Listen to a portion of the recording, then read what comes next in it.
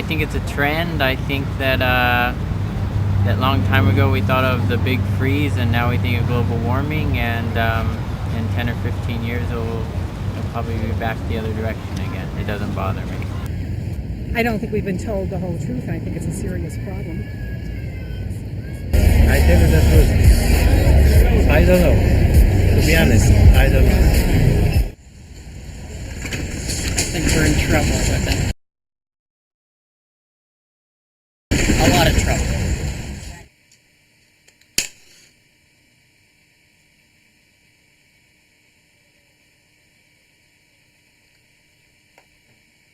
Never busier than since he went into retirement. So I would like to present you Ross Gelspan.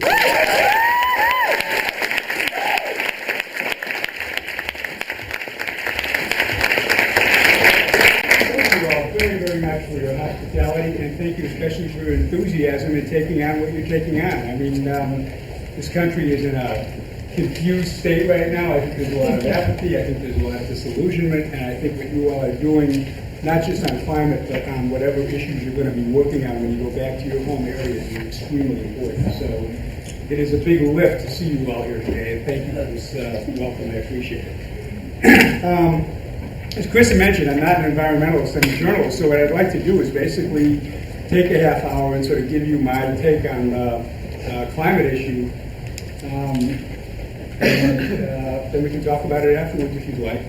I'd like to start on a historical note. There was a very interesting article in the journal Science in January in which two researchers re-examined a number of ancient civilizations that had collapsed in South Asia and South America and the Middle East. And they were thought to have collapsed from social and economic conflict. And it turned out when these researchers went back and examined these societies that they had collapsed from sudden and unexpected changes in the climate, some of which were far less extreme than what we're going to be facing in the next few decades. You guys anyway, I mean not. There may be no lesson for us here. Obviously our society is much more complex, it's much more technologically advanced and so forth. But there's one real difference between those ancient cultures and ours. They didn't know the climate was about to change. But as I said, I'm a journalist, I'm not a historian, I'm not an environmentalist. So for me, today's news is not that climate shapes history. Today's news is that the heating of the atmosphere has propelled our climate into a new state of instability. And I think this new era of climate change could well be the most profound challenge ever facing humanity.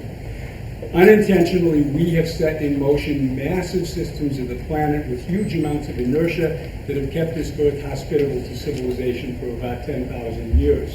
We have heated the deep oceans, we have reversed the carbon cycle by 400,000 years, we have loosed a wave of violent and chaotic weather, we have altered the timing of the seasons, we are living on an increasingly shrinking margin of stability, and the evidence is all around us. From my perspective, the climate crisis basically clusters together three issues of enormous scope and pervasive impact. Its first, its natural dimension is really at cosmic proportions. The 11 hottest years on record have happened since 1983. The 5 hottest consecutive years were 91 through 95. 98 replaced 97 as the hottest year on record. Scientists determined about a year and a half ago that the decade of the 90s was the hottest at least in the last millennium, and the planet is heating at a rate faster than at any time in the last 10,000 years. Its second dimension, which is its energy dimension, is staggering to contemplate. Basically, to restore our climate to stability requires nothing less than rewiring the entire globe and replacing every oil-burning furnace, every coal-burning generating plant, every gasoline-burning car with climate-friendly and renewable energy sources. Our fossil fuels have brought us to a level of prosperity that was unimaginable a century ago. Today, they are propelling us forward into a century of disintegration. The third dimension, which is basically the economic dimension, centers around this widening global fault line that threatens to split humanity irreparably between rich and poor. And the impact of that global economic inequality on the climate has nothing to do with justice or ethics or morality. It rests on a real simple fact. If tomorrow we in the US and Europe and Japan and Canada and Australia, if we were all to cut our emissions dramatically, those cuts would be overwhelmed by the coming pulse of carbon from India and China and Mexico and Brazil and all the developing countries that are struggling to stay ahead of the undertow of poverty.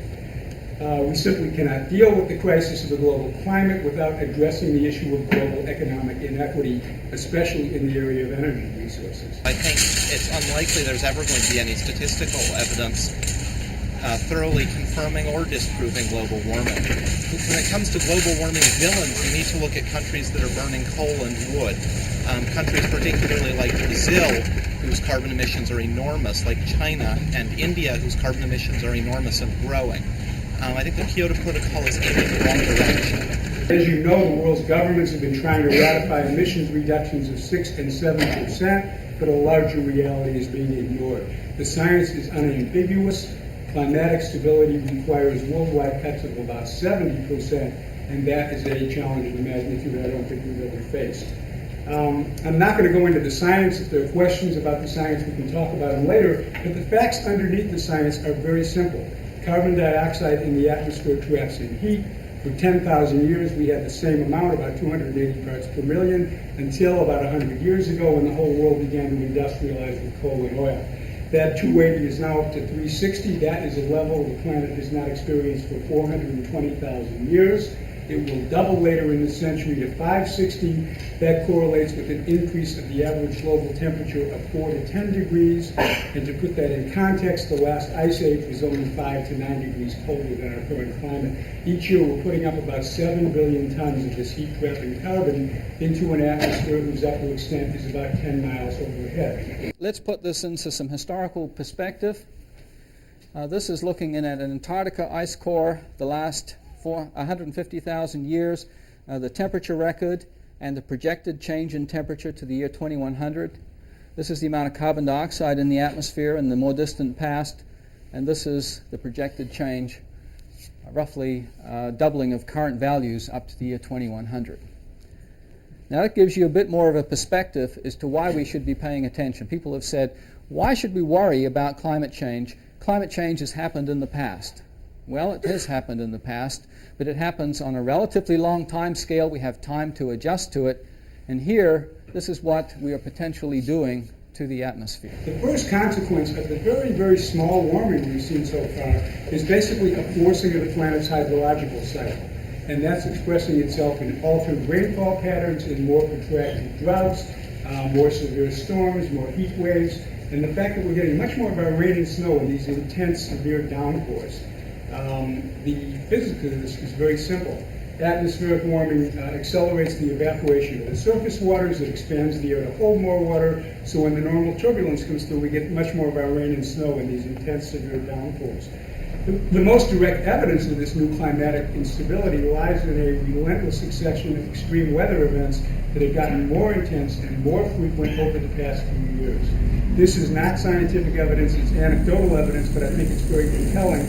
And I want to just give you a couple of highlights from the last 2 years.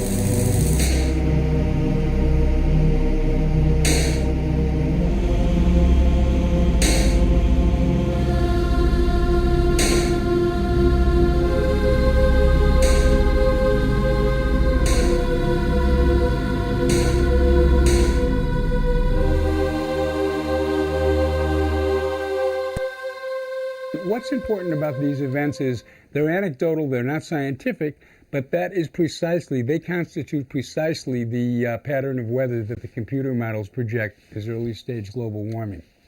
There's an economic analog to all these events, and you can see it in two places. You can see it in the rising disaster relief budgets of governments, and you can see it in the escalating losses to the world's property insurers. The insurance industry lost an average of $2 billion a year in the 1980s to extreme events. In the 90s, they lost an average of $12 billion a year. In 1998 alone, the insurance industry lost $89 billion to extreme weather, which is more than they lost in the entire decade of the 80s. And the following year, 99, had the biggest number of natural catastrophes in the insurance industry record.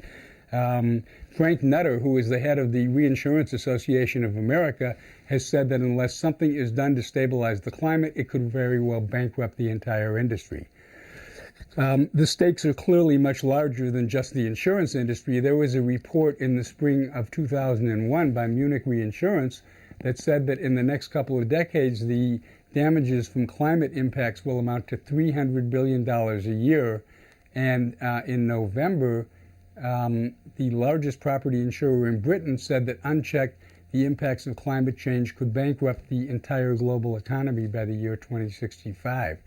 And this comes from property losses, crop destruction, damages to infrastructure of transportation and energy and health and so forth. Oh, I don't know. Ask her. Don't ask me. Global warming. Oh, you know what? Very big topic. I don't even get into that political stuff. I can't. You know, it doesn't matter what I say, what anybody says. Somebody always up at the top. It doesn't matter.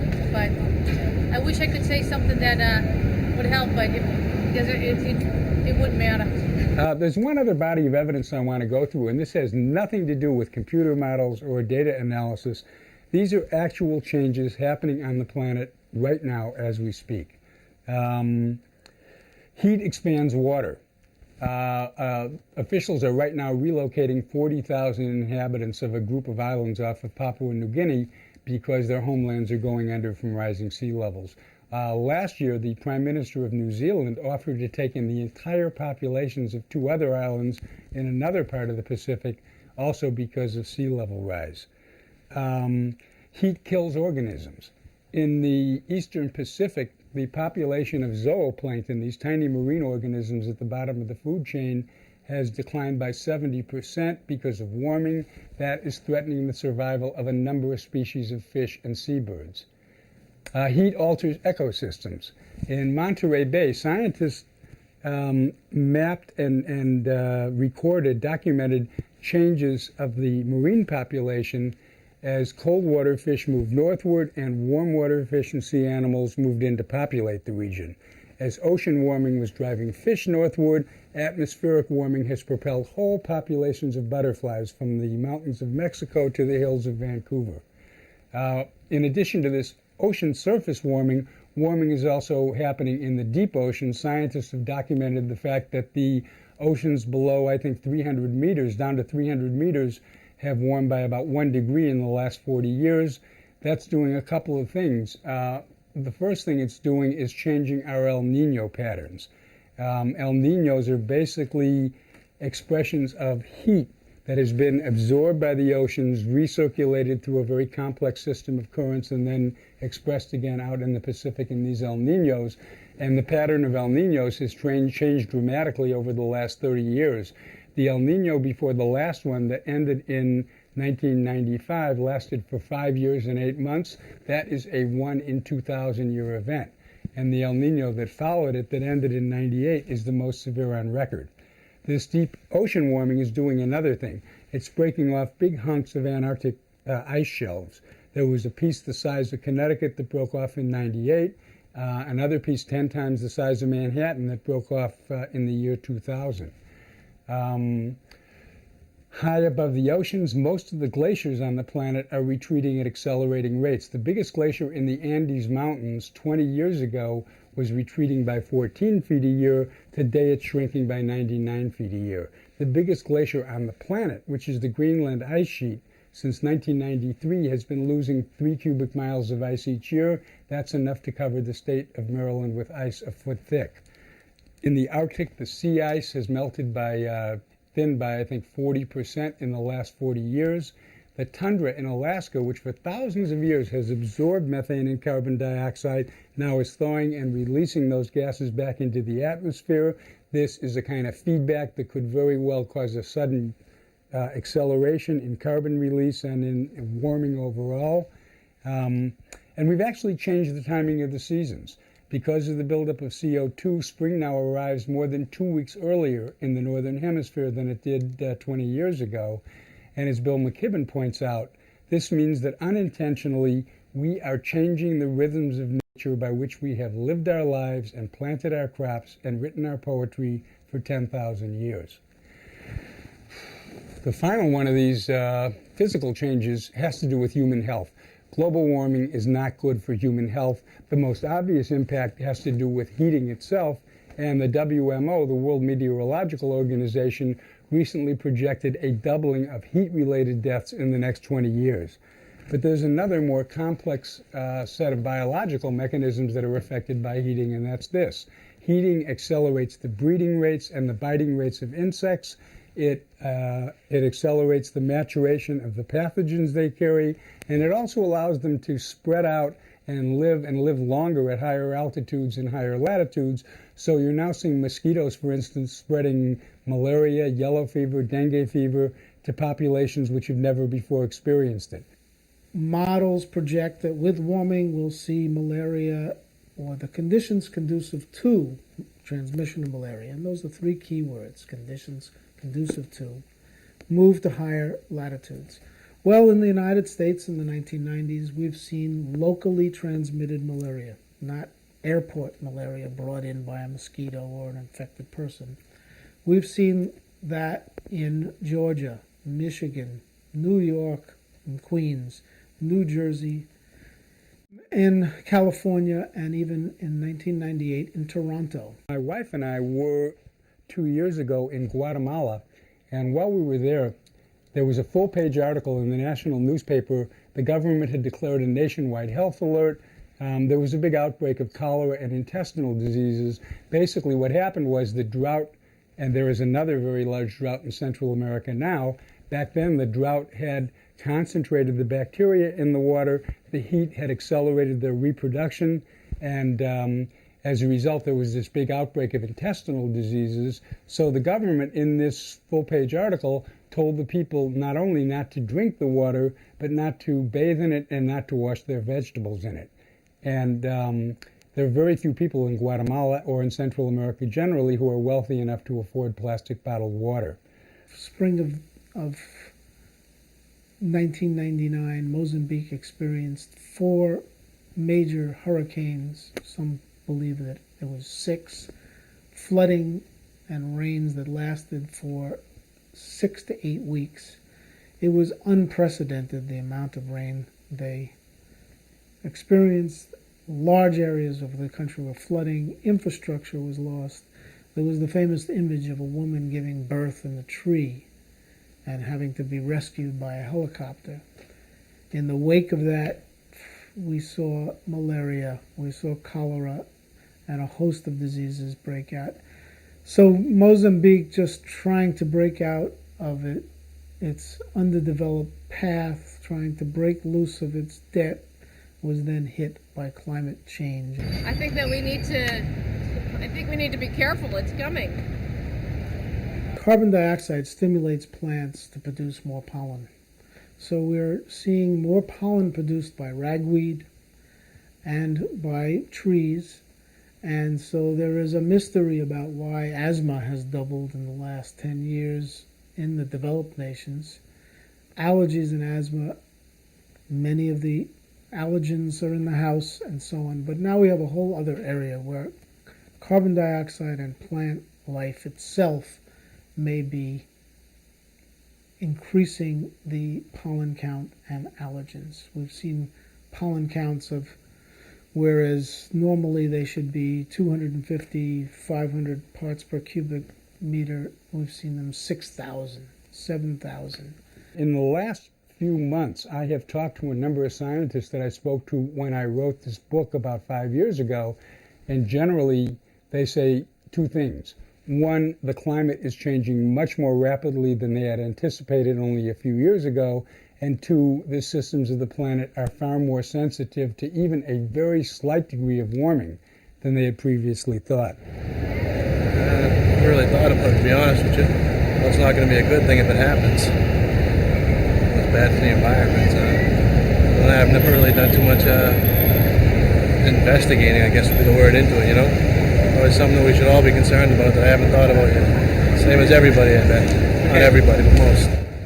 Let me take a minute to put this in perspective. The glaciers are melting, the deep oceans are warming up, The tundra is thawing. We've seen a spread of infectious disease. We see an increase in violent weather. And all that has resulted from 1 degree of warming. And by contrast, scientists tell us that the temperatures will rise 4 to 10 degrees in this current century that we're now living in. Ironically, the rapid temperature increase that we're anticipating could plunge us into a real deep freeze, and there's a precedent for this. And this used to be regarded as a fairly remote possibility. Now it's becoming the center of much more scientific investigation. And the way the deep freeze scenario works is this. About 10,000 years ago, about 11,000 years ago, there was some natural warming in the far north that led to more snowfall and more melting and more rainfall. And what that did was it diluted the salt content of the North Atlantic. And it is the dense, salty, cold water in the North Atlantic that basically holds in place the warming current, what we think of as the Gulf Stream, that goes up the coast of North America, cuts across below Greenland, goes down the coast of northern Europe. And as a result of that dilution of the with fresh water, the Gulf Stream snapped and it went sort of due east, like from New York straight across to Spain. A deep freeze descended over the northern hemisphere in North America and Europe. The climate of Britain became like the climate of Greenland. And scientists who have examined ice core readings from that period say that that whole transition took place in about 3.5 years. So that is a very frightening and unpredictable kind of scenario that could actually be a consequence of much more surface warming. It's really hot here. But if you really want me to say something, I think it's really a very serious issue. And we have to do something about it. And I know America is not doing anything about it. So the consequences of global warming to our social existence are truly profound. And as one top scientist, Dr. James McCarthy of the IPCC, told me, if this unstable climate we are now beginning to see had begun 150 years ago, the planet would probably never have been able to support its current population. So for me, this is the central drama underlying the climate crisis, and it basically pits the ability of this planet to sustain civilization versus the survival of one of the largest commercial enterprises in history. The oil and coal industries together generate about $2 trillion a year in revenues. They support the economies of more than a dozen nations. And in the battle against their inevitable transformation, their resources are virtually without limit. For the last 10 years, the fossil fuel lobby has mounted an extremely effective campaign of deception and disinformation designed to persuade the public and policymakers that this issue is stuck in uncertainty. For the longest time, that campaign has attacked the science. It then misrepresented the economics of an energy transition to clean energy. And most recently, with its new champion in the White House, it has attempted to demolish the diplomatic foundations of the Climate Convention. And it has been extremely effective in maintaining a relentless drumbeat of doubt in the public mind. I don't know, I guess I just heard so many different opinions from different scientists.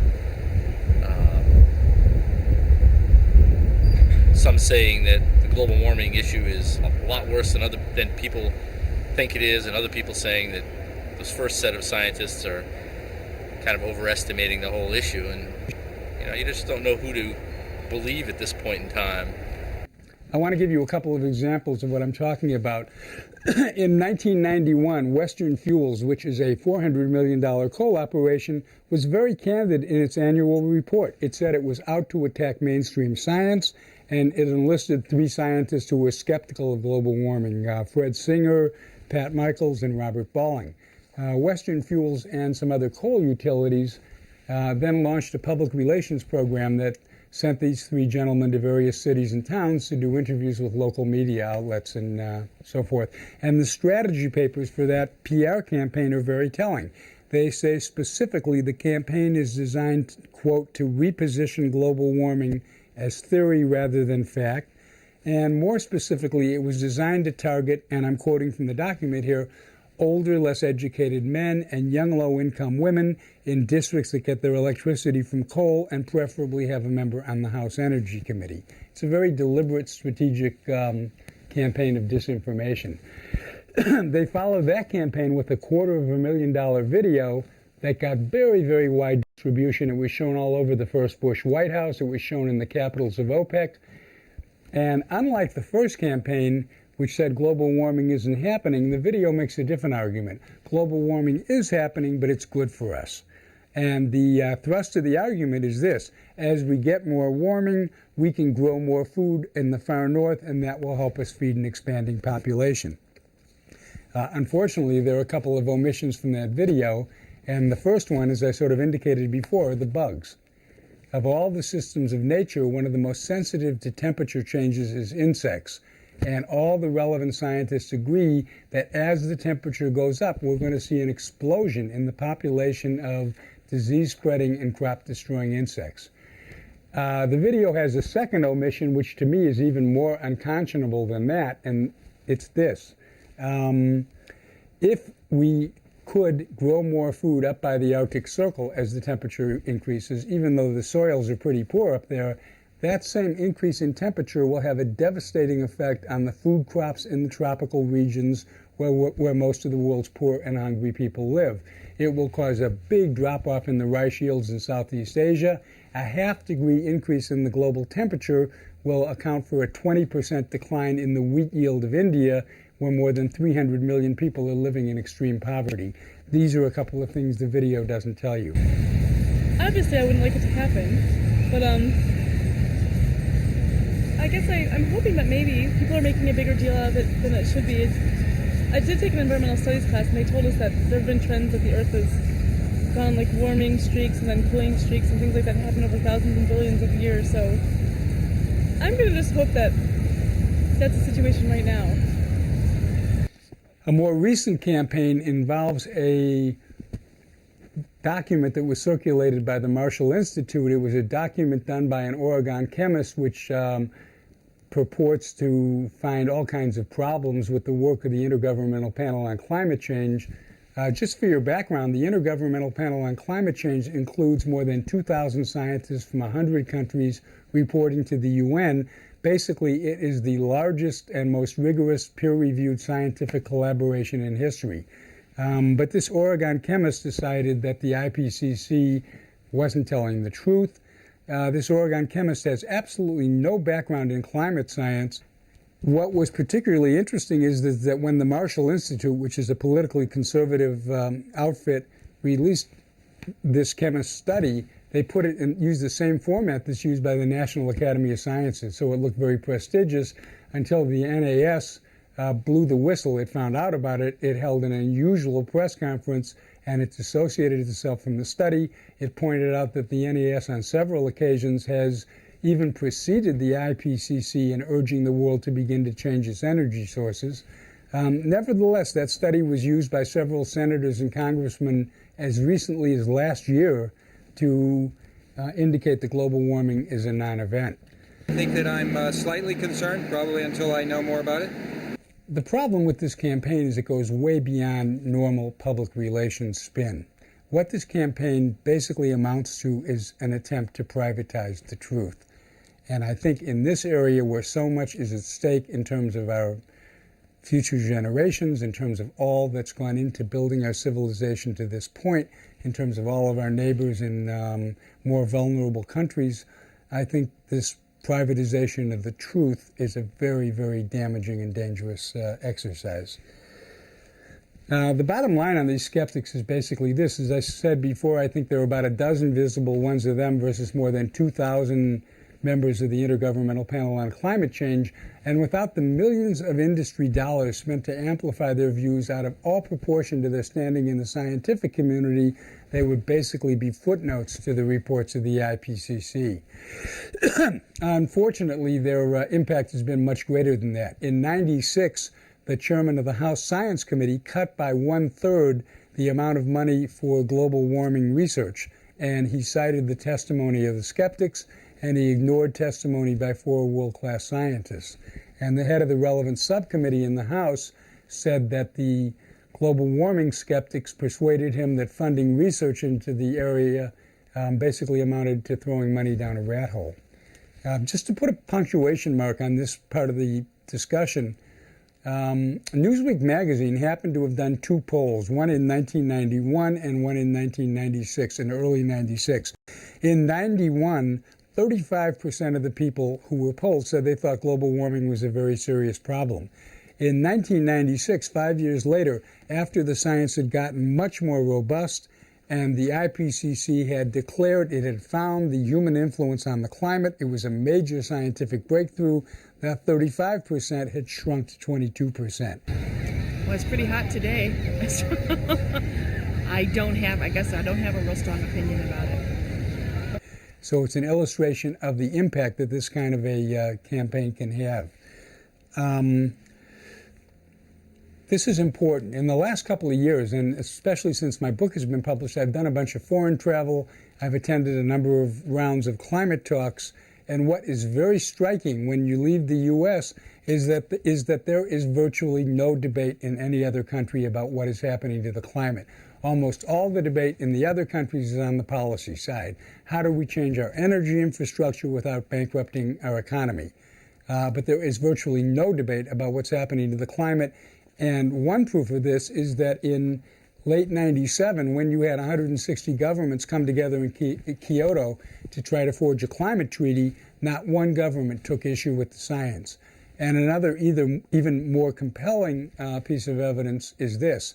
As the U.S. has been dragging its heels in the climate talks, even before President Bush withdrew us from the talks, a number of European countries have decided to go it alone. Holland has completed a plan to cut her emissions by 80% in 40 years. A Royal Commission in Britain is recommending 60% cuts in the next 50 years. Germany's looking at 50% cuts in a similar time period. Clearly, these governments would not be undertaking such a massive change in such a central infrastructure as energy if they had doubts about the science. So I think it's very important to understand that the confusion about climate change basically stops at the boundaries of the United States. It's like Alice in Wonderland dealing with the global climate change issue, simply because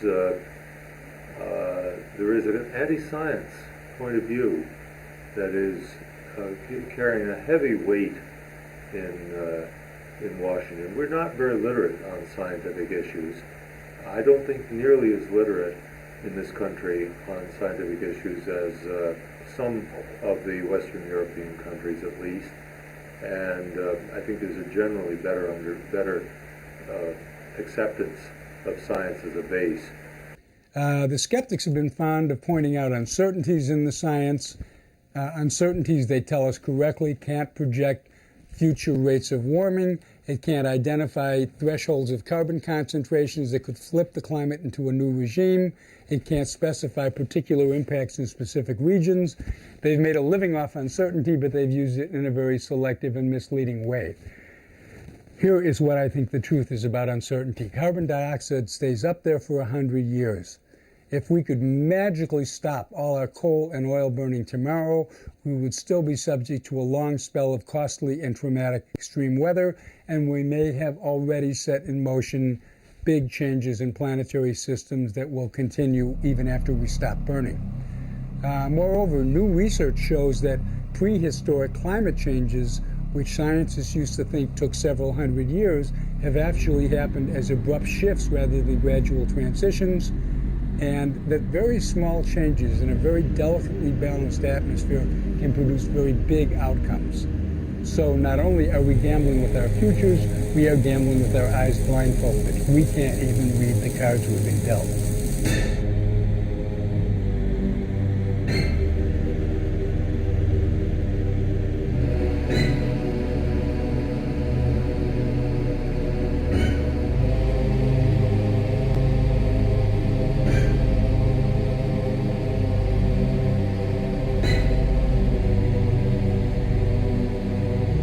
The solution to the climate crisis is as simple as it is overwhelming.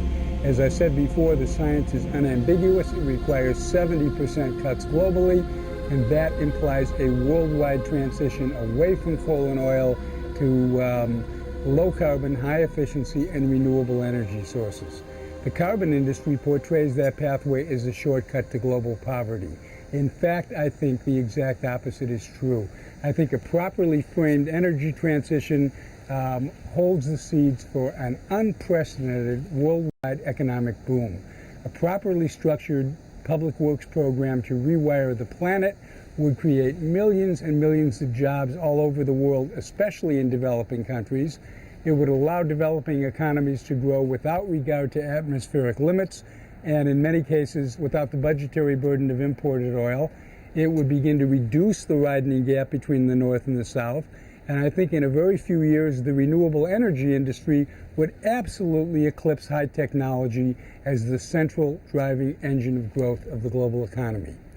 Well, I think they better do something, the politicians better do something, because it's obviously happening already. If something's not done soon enough, we're going to be in some deep heat. A few years ago, 2,500 economists, including several Nobel laureates, said we can cut our emissions up to 30% by some estimates simply through conservation and efficiency at a net gain of jobs and productivity to our economy. But to attain the next 30 or 40%, I think, requires a radical departure from the way we've been doing business.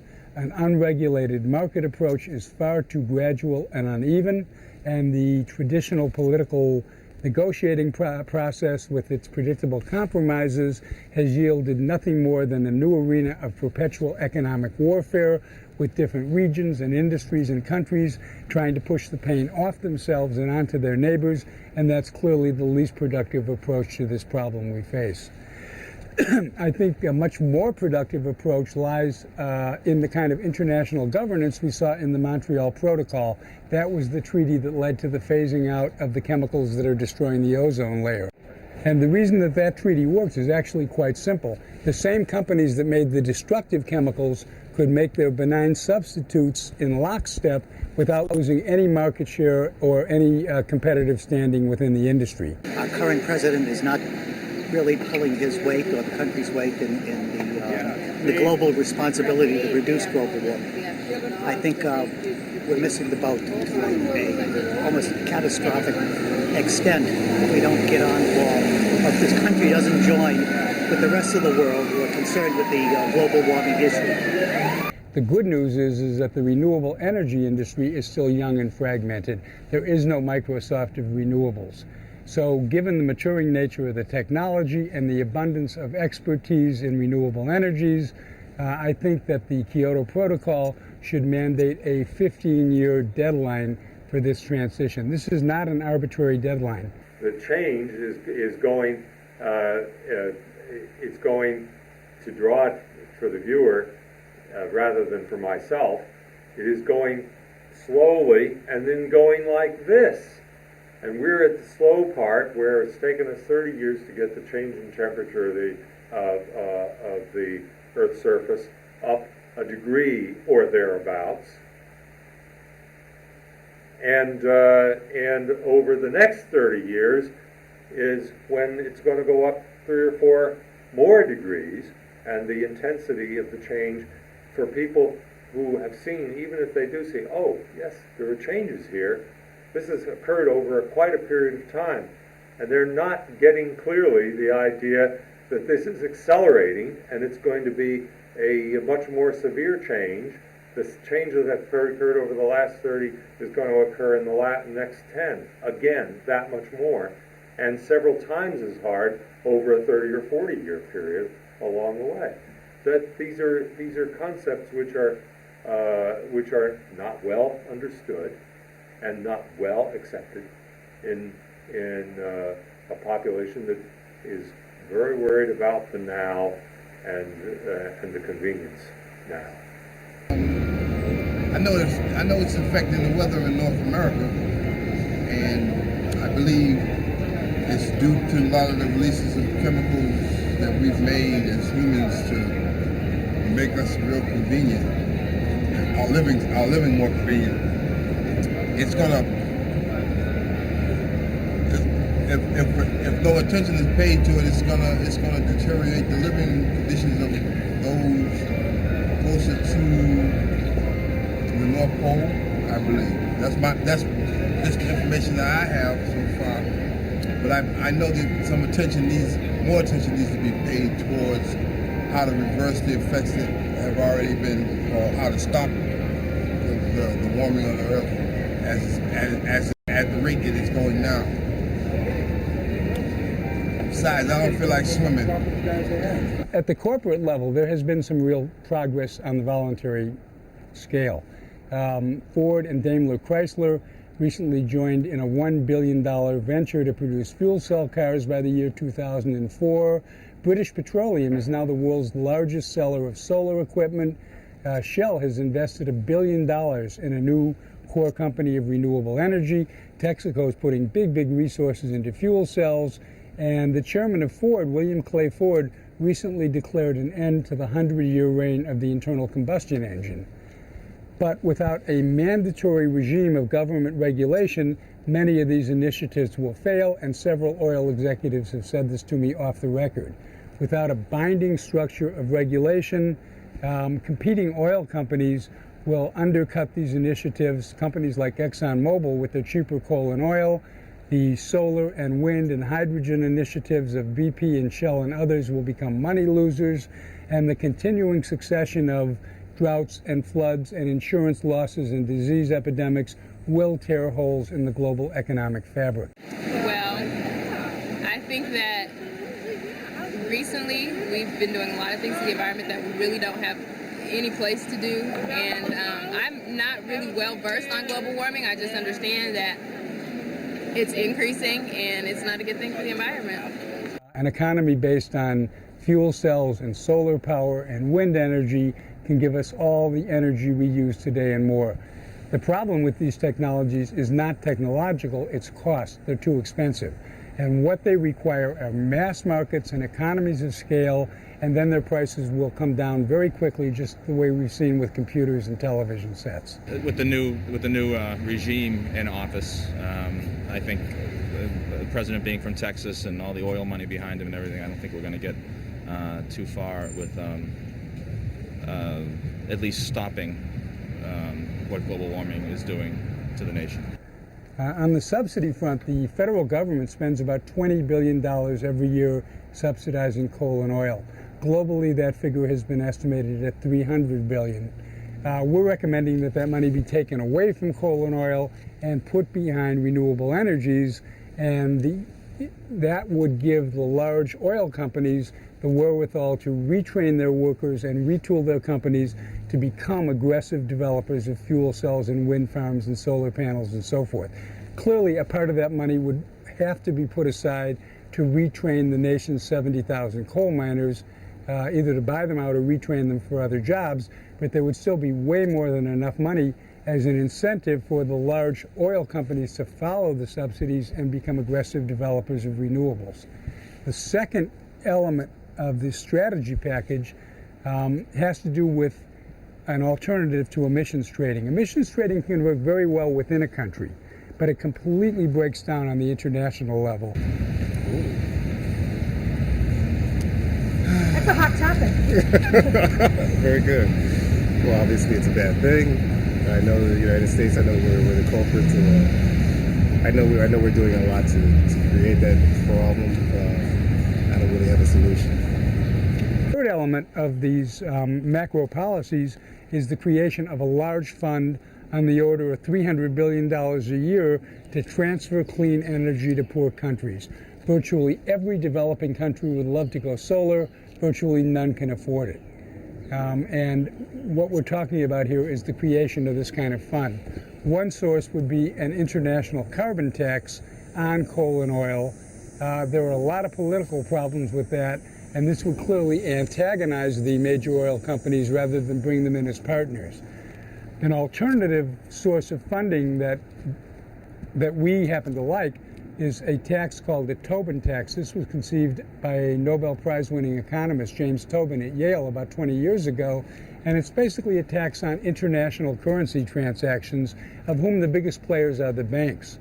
And the easiest way to think about this is if you own stock, every time you bought or sold a share of stock, you pay a very, very small tax on those transactions. Only instead of taxing stock transactions, we're talking about taxing currency transactions. When Tobin first conceived this tax, I think the commerce in these transactions was something like $100 billion a year. Today, the commerce in these currency transactions amounts to $1.5 trillion every day. And were we to tax them at the level of a quarter of a penny on a dollar, that would net out to about $300 billion a year for wind farms in India and solar assemblies in El Salvador and fuel cell factories in South Africa and cogen factories in Russia. What I'm talking about here is not a north-south giveaway plan. What we're talking about is the redirection of speculative, non-productive investments in the finance sector, taking them out of there and putting them into very intensively productive investments, job-creating kind of investments in the industrial sector. Something definitely have to take care of. That's simple. The global climate envelops all of us. And what is needed is the kind of thinking that gave rise to the Marshall Plan after World War II, so that today, instead of a collection of impoverished and dependent allies in Europe, we have very robust trading partners. And I think a plan of this scale and scope, regardless of the details, would have a similarly enriching effect on the developing country economies. I can just get visionary for 1 second. If this were to happen, you would have an international governance mechanism in the area of climate and reduction of emissions, and you also have all these activist groups that are now electronically linked all over the world. The international governance mechanism is an entry point by which they can begin to democratically regulate and bound the activities of corporations. And even though this is a very narrow area that we're talking about, which is simply the area of fuel switching, nevertheless, it could be a step toward that optimal calibration of competition and cooperation in our dynamics that could maximize our energy and productivity and creativity, and at the same time dramatically extend the baselines of peace between people and peace between people and nature. The current reality, as you all know, is diametrically different. As you know, in the spring, President Bush announced this new energy plan, which is basically a shortcut to climate health. He then included the protocol because it doesn't involve the developing countries in the first round of cuts. At some point, the president will probably stumble across the fact that it was his father who approved the exemption of the developing countries from the first round of cuts, and for very good reason. It was we in the North who created the problem, we in the North who have the resources to address it, and therefore it is appropriate that we take the first steps and then the developing countries come along. The real truth is, though, that it doesn't matter whether or not we involve developing countries. If we in the North don't get this right, we will suffer severe environmental and economic damage, whether or not we impose energy restrictions on the countries of the South. Raul Estrada is a climate negotiator from Argentina, and Estrada said, we are all in the same boat, and there's no way half the boat is going to sink. Should be stopped, but it can't. Too bad. Nevertheless, political conditions have changed very much in the last couple of years, despite what's happening in Washington. Given the attention focused by the media on this issue, it's finally on the radar screen of the American public. The science has become so robust that the skeptics are basically in retreat everywhere except the op-ed page of the Wall Street Journal and the White House. With this recent National Academy of Sciences report, I think many Americans who are on the fence now feel permitted to go ahead and embrace the science and believe in it. And all over the country, the public is really freaked out about the weather. People are worried about their futures. They're very worried about their children's futures. And despite this relentless succession of disinformation, we are seeing company after company break ranks with the industry. At the end of '99, the biggest industry lobbying group called the Global Climate Coalition, it had previously been abandoned by Shell and BP. It was, since the end of '99, it was abandoned by Ford, Daimler Chrysler, Texaco, the Southern Company, and General Motors, and it basically collapsed. That is a real sea change. This is another one. There was an annual event called the World Economic Forum that brings together the CEOs of the 1,000 biggest corporations in Switzerland. At the year 2000 World Economic Forum, the organizers of the conference polled all these executives on what were the They gave him 5 choices as to what were the biggest challenges facing humanity. These all involved issues of trade and globalization, and the executives rejected all 5 choices. They said climate change is clearly the most urgent problem facing humanity today. There also is a great deal of political activity going on around the U.S. I hope there will be more after this week. And in the absence of leadership from our federal government, a lot of cities and towns and states are beginning to do their own emissions reductions voluntarily. So for all these reasons, I really think the time is right for a major initiative on the climate issue. We have as allies most of the countries of the world. We have growing numbers of corporations. And finally, we have ultimately nature on our side. Climate change is only going to get worse.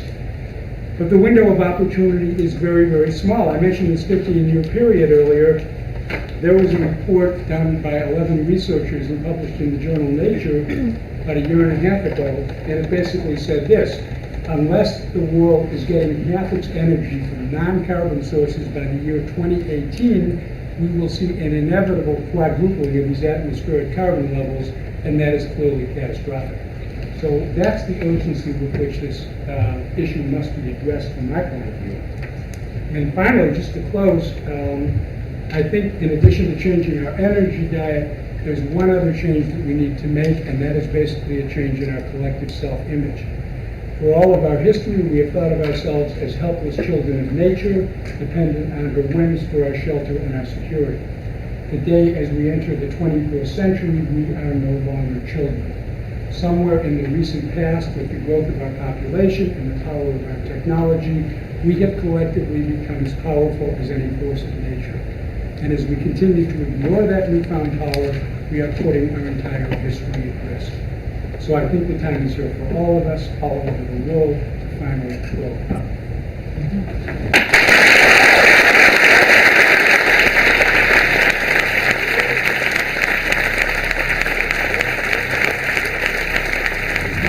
Global warming. What's my view on global? I don't have a view other than I'm gathering information on a daily basis. I don't know. I'm not the right guy to ask the question to. What's my view on it? I'm worried about it. That's my view. Worried about it, and I'm hoping we're paying close attention to it. I'm not real comfortable with the fact there's a lot of contradictory information out there. And what I don't have is the ability to go through all the information in a fashion that I can basically even have a view on it. That the reality is, the Republican administration says there is no problem and they're heading in a direction, and then the scientists say there is one, and then the next day some information bubbles up that contradicts the information that basically came out the day previous. And I don't know. I'm not informed enough to have a view other than I'm concerned, and I'd like somebody to tell us where we're really at and where we're really going. That's my view. I was hoping you would reiterate for me. You mentioned the fact that the United States is the only country debating the science. Right. Is that precisely because of special interests? Yeah, it's all because this it's information 100% campaign. special interests. Absolutely. It's because of this information campaign that I was talking about that was not conducted in other countries. And every other country says, wow, we have 2,000 scientists from 100 countries who tell us it's happening faster than expected. They've told us it's happening in successive reports now. And people accept the integrity of peer-reviewed, science. Yeah. So that's why this issue is not a debate. Miseducation. Yeah. Okay. Just wanted to clear that up. Thank you very much.